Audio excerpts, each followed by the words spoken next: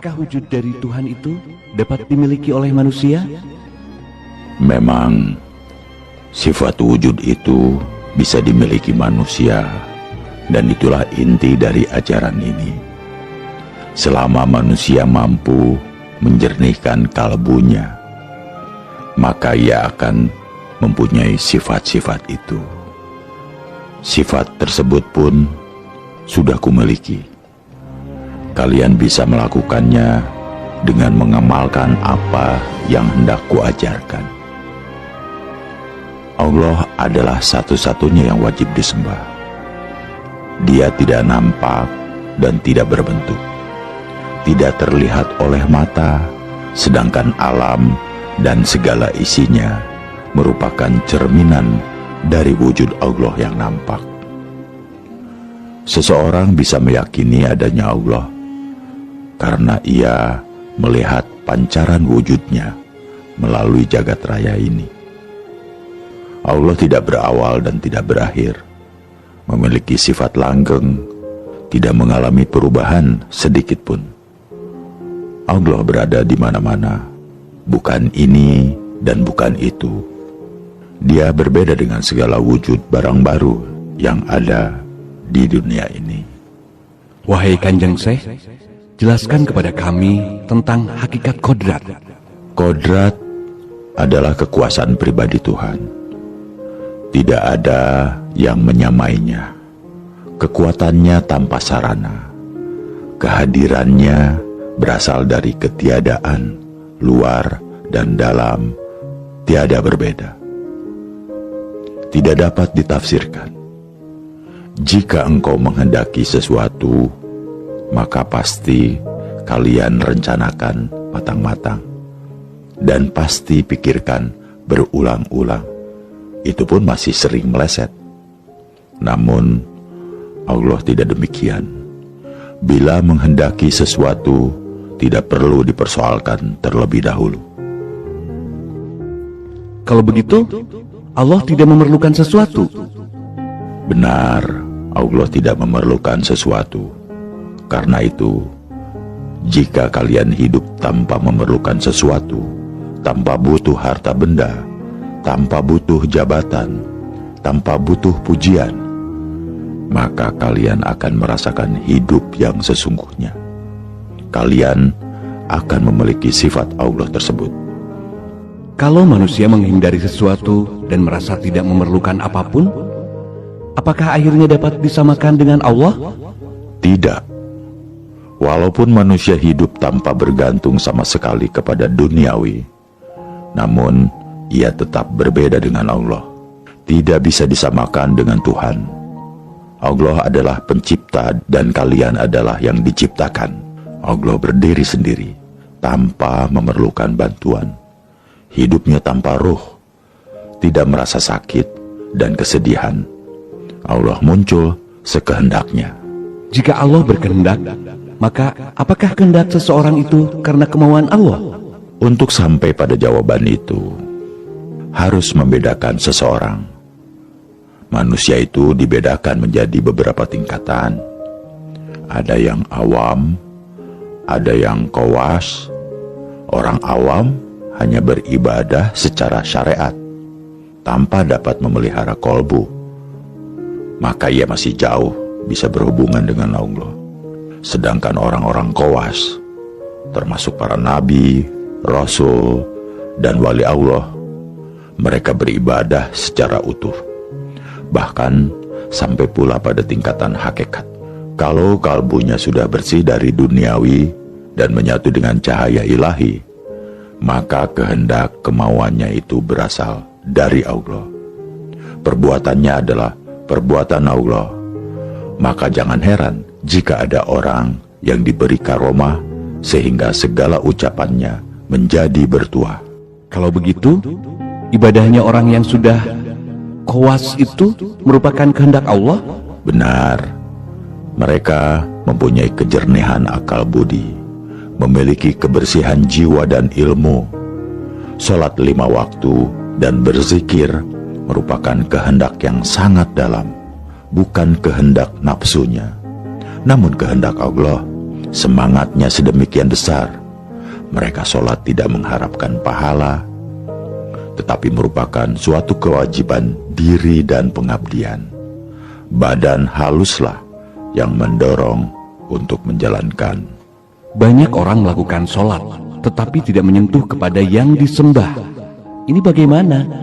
Memang, banyak orang yang secara lahiriah nampak khusyuk sholatnya, bibirnya sibuk mengucapkan zikir dan doa-doa, namun hatinya ramai oleh urusan duniawi mereka. Islam yang demikian ini ibarat kelapa. Mereka hanya makan serabutnya saja. Mereka hanya makan serabutnya. Padahal yang paling nikmat adalah buah atau daging kelapa dan air kelapanya. Mereka sholat 5 waktu sebatas lahiriah saja, tidak berpengaruh sama sekali kepada akal budinya. Padahal sholat itu diharapkan dapat mencegah keji dan munkar, namun mereka tidak mampu melakukannya dalam kehidupan sehari-hari. Kalaupun hakikat sholatnya itu membekas pada budinya, itu pun hanya sedikit. Buat apa sholat 5 waktu jika perangainya buruk? Masih suka mencuri dan berbohong? Untuk apa bibir lelah berzikir menyebut asma Allah jika masih berwatak suka mengingkari asma? Kadang-kadang pula mereka berharap pahala. Sholatnya saja belum tentu dihargai oleh Allah, tetapi buru-buru meminta balasan. Aneh.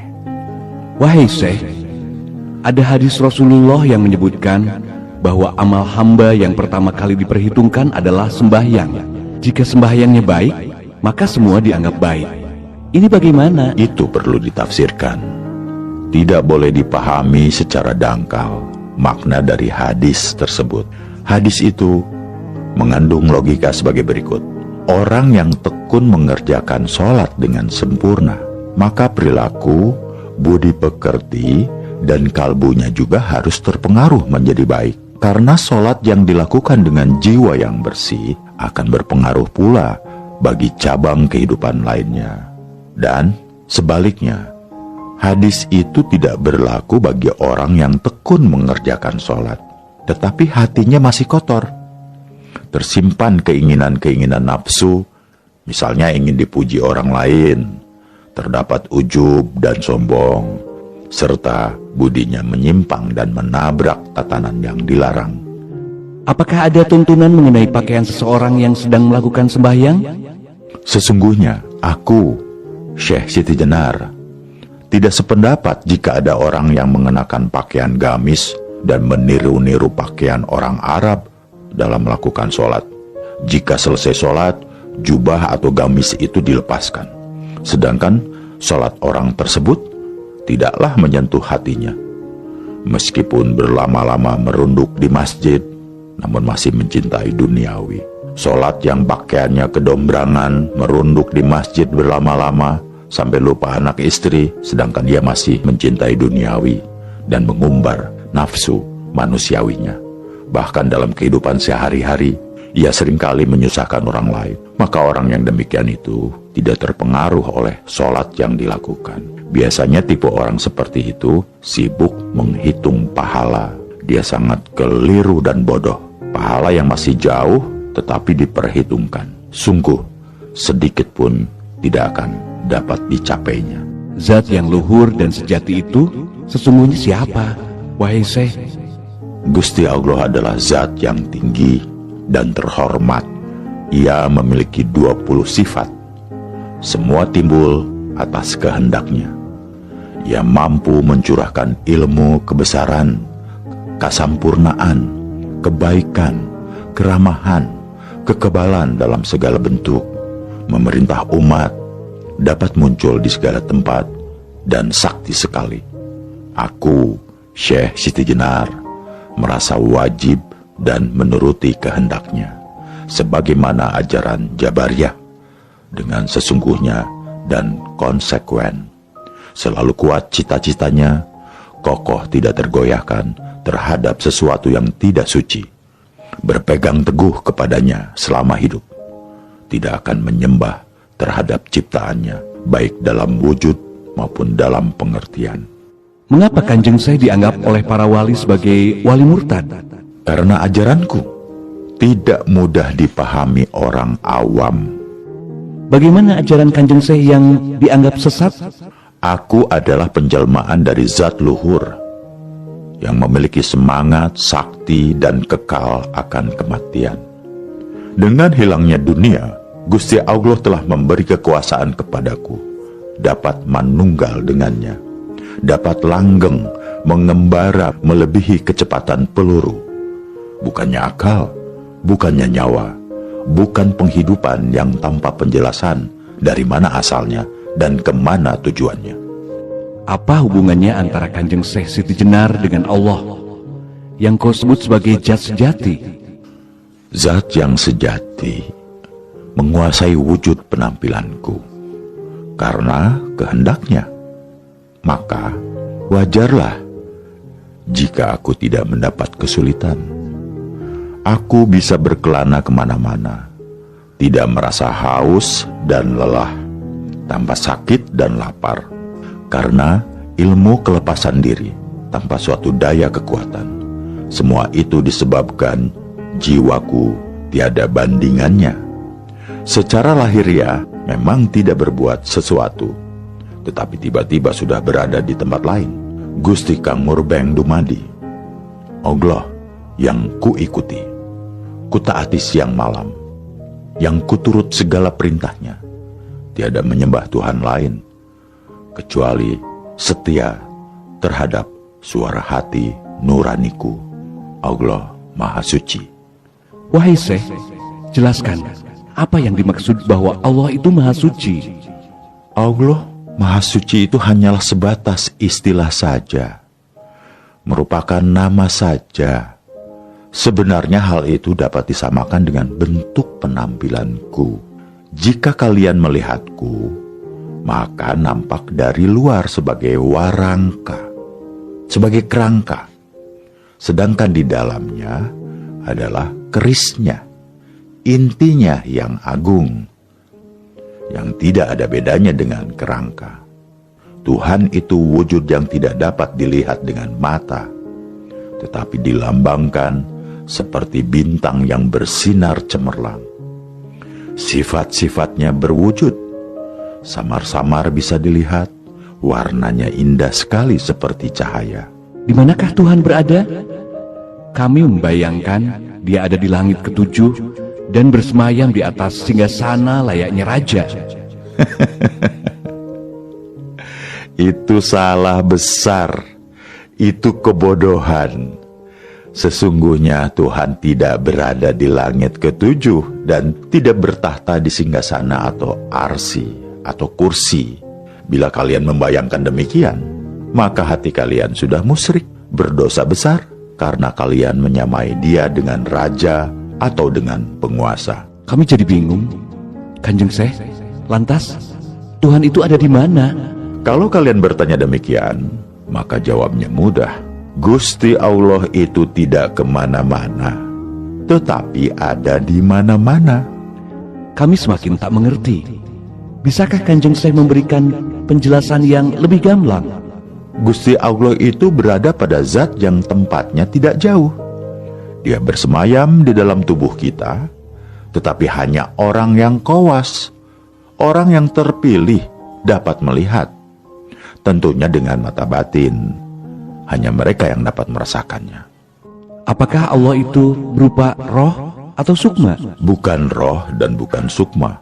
Allah adalah wujud yang tidak dapat dilihat oleh mata, tetapi dilambangkan seperti bintang-bintang bersinar cemerlang. Sudah kukatakan tadi, warnanya indah sekali. Ia memiliki 20 sifat, seperti sifat ada, tidak berawal, tidak berakhir, berbeda dengan barang-barang yang baru, hidup sendiri, tidak memerlukan bantuan dari sesuatu, berkuasa, berkehendak, mendengar, melihat, berilmu, hidup, dan berbicara.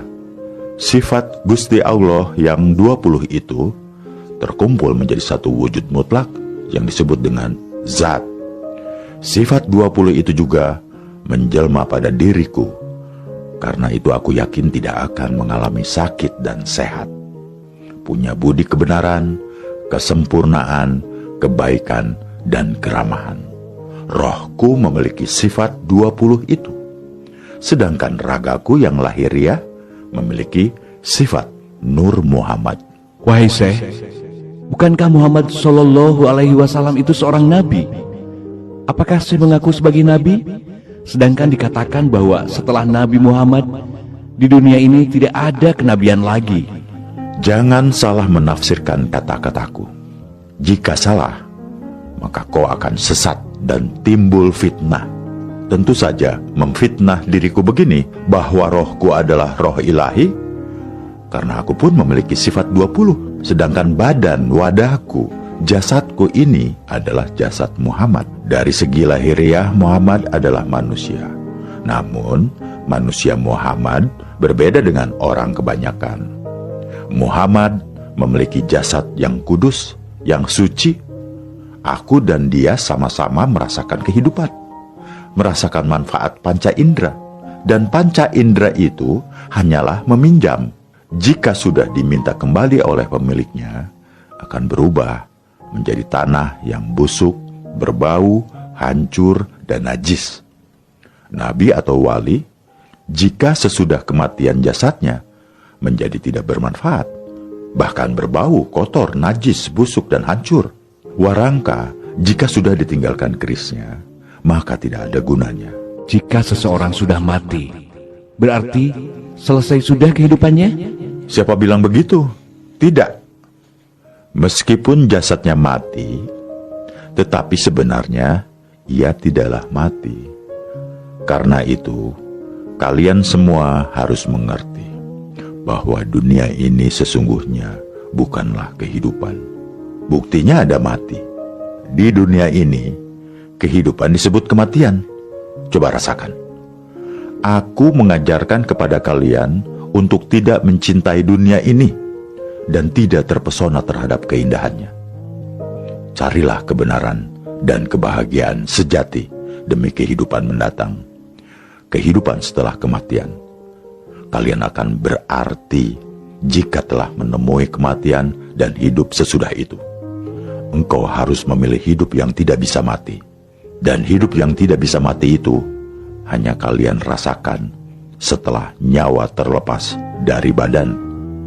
Kehidupan itu akan dapat dirasakan dengan tanpa gangguan seperti sekarang ini. Ketahuilah, hidup yang sesungguhnya adalah setelah nyawa lenyap dari badan. Agar dapat meraih kehidupan dalam kemuliaan sejati kelak, dalam kehidupan di dunia ini dibutuhkan kebenaran dan kebahagiaan sejati. Bagaimanakah cara mendapatkannya, Kanjeng Syekh? Jiwa manusia adalah suara hati nurani. Suara hati nurani merupakan ungkapan zat Allah yang harus ditaati perintahnya. Maka ikutilah hati nuranimu. Bagaimana caranya meyakinkan bahwa suatu bisikan adalah suara hati nurani yang sesungguhnya? Kalian harus cermat. Karena hati nurani berbeda dengan akal budi.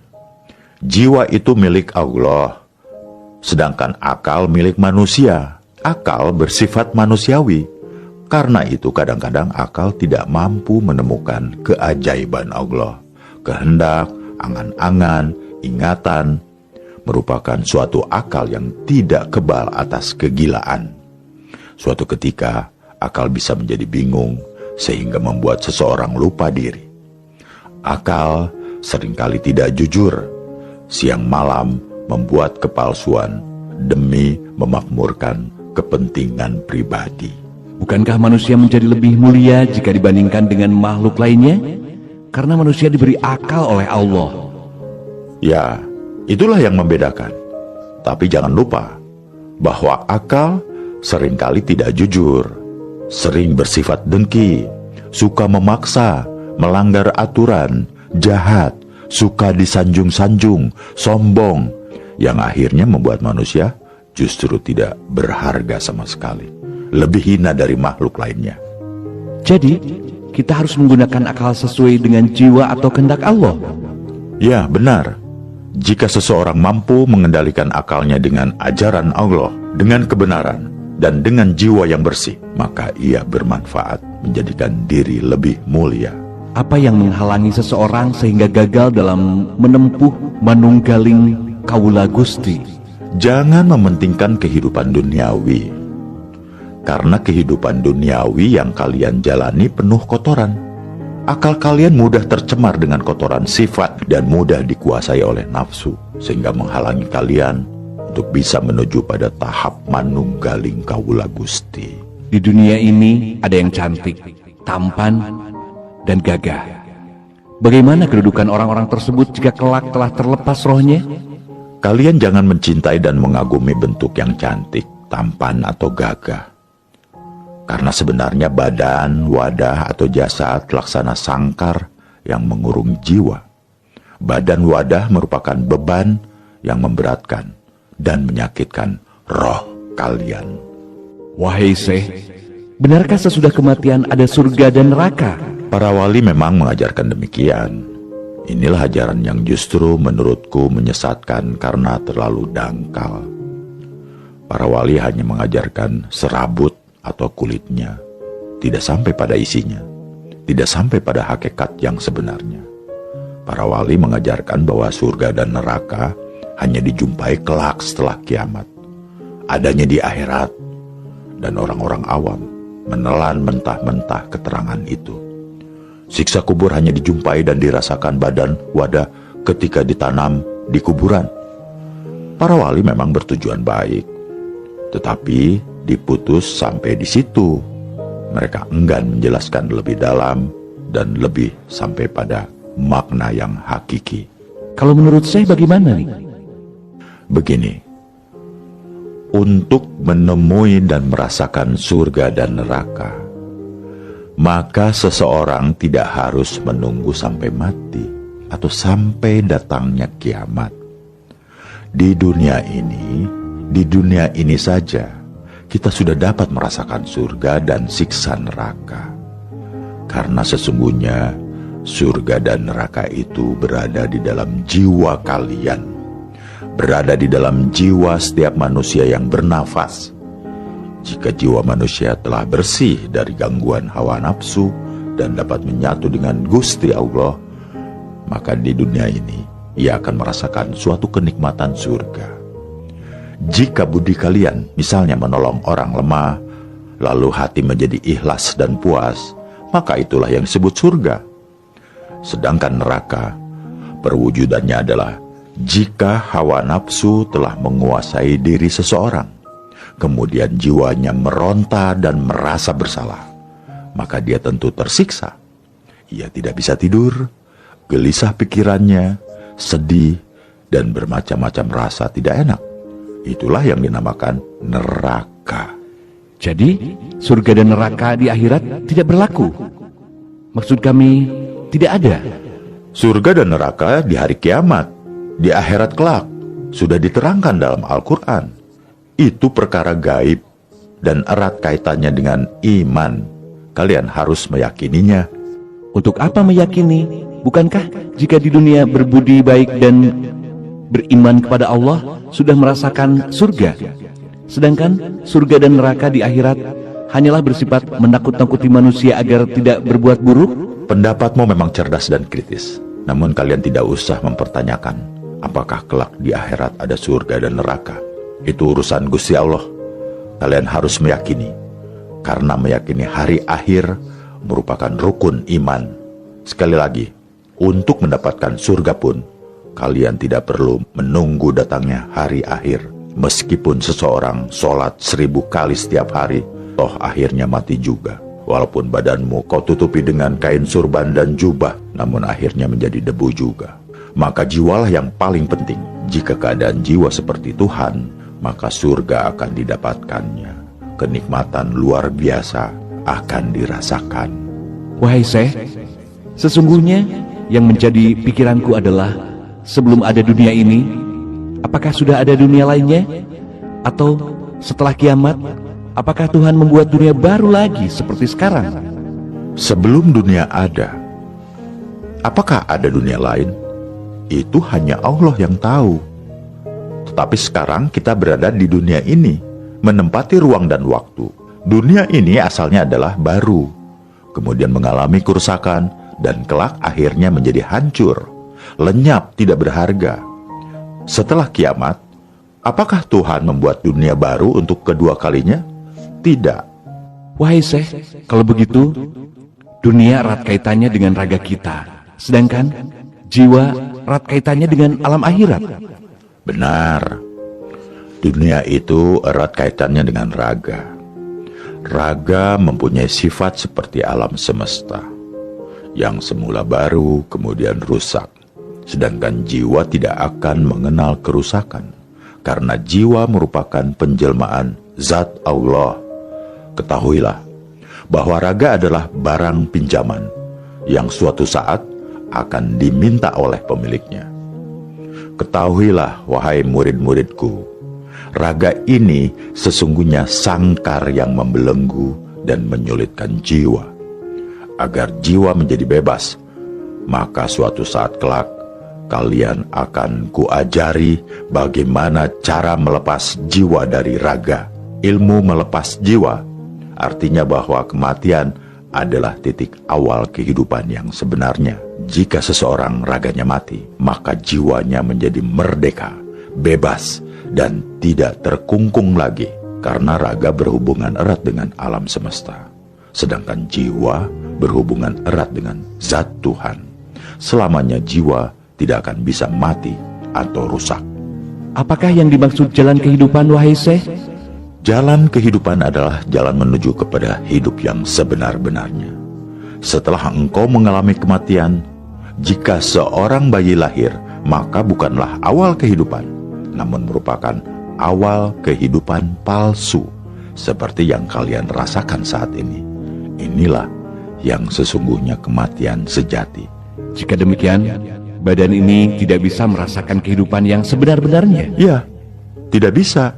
Kehidupan sejati tidak dapat dirasakan oleh raga, karena jika raga mati, akan tetap dapat dirasakan oleh jiwa, membusuk menjadi tanah. Bagaimana jika sekarang ini seseorang berbuat dosa? Apakah jiwanya ikut bertanggung jawab, sedangkan yang melakukan dosanya adalah raga?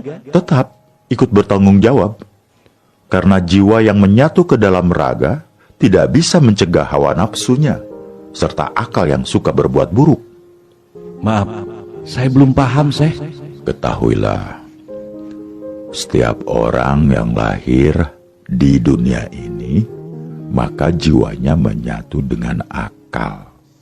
Selain akal dalam diri manusia, juga ada hawa nafsu. Ketika seseorang berbuat buruk, berarti raganya didorong dan dipengaruhi oleh hawa nafsu dan akalnya. Akal dan nafsu memang suka berbuat buruk apabila jiwa mencegah melalui hati nurani, maka raga tidak akan berbuat buruk.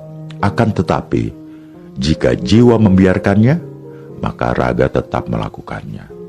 Karena itu, bagaimanapun juga, jiwalah yang akan mempertanggungjawabkan perbuatan baik dan buruk raganya. Tadi Syekh mengatakan jiwa adalah penjelmaan zat Tuhan.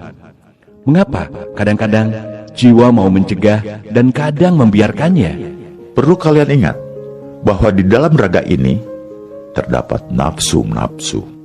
Jika nafsu kuat menguasai, maka jiwa menjadi terbelenggu. Karena itulah mengapa aku katakan bahwa kehidupan sekarang ini adalah kematian, sedangkan setelah ajal merupakan awal kehidupan. Sesudah kematian, maka seseorang akan mencapai kebebasan jiwanya. Ajaran Syekh Siti Jenar memang agak beda dengan ajaran para wali songo. Siti Jenar mengajarkan bahwa Tuhan adalah zat yang mendasari adanya manusia, hewan, tumbuhan, dan segala yang ada. Keberadaan segala di dunia ini tergantung pada adanya zat. Tanpa ada zat yang maha kuasa, maka mustahil sesuatu yang wujud itu ada. Ajaran ini tidak pernah disampaikan oleh para wali songo. Mereka menyadari bahwa umatnya masih terlalu awam terhadap Islam, sehingga memberi materi yang ringan dan praktis saja.